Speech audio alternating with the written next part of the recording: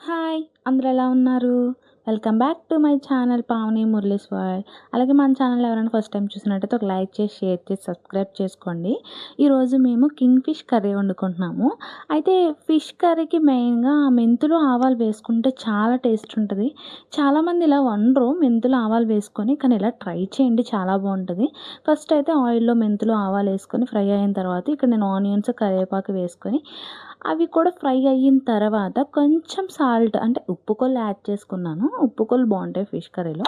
ఉప్పుకొల్లు add చేసుకొని chillies కూడా fry అయిన తర్వాత కొంచెం అల్లం వెల్లుల్లి పేస్ట్ ఏసేసుకొని టమాటాలు కూడా వేసేసుకొని బాగా మిక్స్ చేసేసుకోవాలి. మిక్స్ చేసుకున్న తర్వాత ఇక్కడ మనం మూత క్లోజ్ చేసేసి కాసేపు మగ్గనిద్దాము. ఇవి మగ్గిపోయిన తర్వాత మనకి ఏం యాడ్ చేయాలి? ఏంటి పసుపు, ఉప్పు, కారం, మసాలాలన్నీ యాడ్ చేసుకోవాలి. సో ఇక్కడ నేనేంటంటే పెప్పర్ అంటే కొంచెం పెప్పర్ పౌడర్ వేసుకున్నాను. కొంచెం పసుపు, ధనియా పౌడర్, మసాలా అలాగే కారం. మెయిన్ చేపల కూరలో కారం ఎక్కువగా ఉంటే టేస్ట్ చాలా బాగుంటుంది. స్పైసెస్ కరెక్ట్గా ఉంటేనే చేపల కూర కారం కారంగా ఉంటే వేడి వేడిగా అన్నంలో వేసుకొని మంచిగా తినొచ్చు. అయితే ఇక్కడ చింతపండు పులుసుని మేము ముందే క్లీన్ చేసి పెట్టుకున్నాము. సో మసాలాలన్నీ యాడ్ చేసిన తర్వాత ఇక్కడ చింతపండు పులుసు కూడా యాడ్ చేసేసి కాసేపు మరగనించాం. అలా మరిగిన తర్వాత ఇక్కడ నేను చేపలు అనేవి ఒక్కొక్కటి యాడ్ చేసేస్తున్నాను. చేప ముక్కలన్నీ కూడా పులుసులో మొత్తం యాడ్ చేసేసుకొని ఎంత అంటే ఈ కింగ్ ఫిష్ టేస్ట్ అనేది చాలా బాగుంది. టేస్ట్ ఒకసారి ట్రై చేయండి.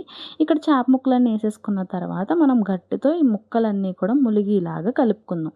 ఇలా కలుపుకున్న తర్వాత కాసేపు మూత పక్కన పెట్టి కర్రీని ఉడకనిస్తే మనకి చేపల కూర అనేది స్పీడ్గానే అయిపోతుంది. ఎందుకంటే చేప డెలికేట్గా ఉంటుంది కాబట్టి కొంచెం స్పీడ్గానే అయిపోతుంది. మెయిన్ ఇంగ్రీడియంట్ ఏంటంటే ఇక్కడ ఎల్లుల్లిపాయ, జీలకర్ర దంచుకొని వేసుకుంటే చేపల కూరలో ఆహా! టేస్ట్ అయితే సూపర్ ఉంటుందండి. నెక్స్ట్ మెయిన్ ఏంటి? కొత్తిమీర. కొత్తిమీర లేకుండా చేపల కూర ఏమన్నా అవుతుందా? ఫినిష్ అవ్వదు కదా! సో కొత్తిమీర కూడా యాడ్ చేసేసుకొని ఇక్కడ కొంచెం కరివేపాకు కూడా వేసేసుకుంటే మనకి వేడి వేడిగా కారం కారంగా చేపల పులుసు రెడీ.